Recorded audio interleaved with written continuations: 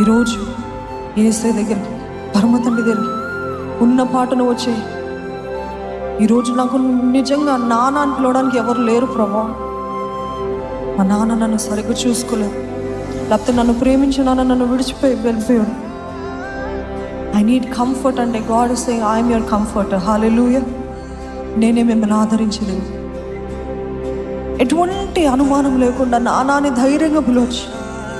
ఎటువంటి సందేహం లేకుండా నేను ఉన్న పాటను నీ దగ్గరికి వస్తున్నాను అని ఆయన దగ్గరికి వస్తున్నా. చిన్న చిన్న బిడ్డలు పోలి ఆయన దగ్గరికి వచ్చినట్లయితే ఆయన త్రోసివేసే దేవుడు కాదని.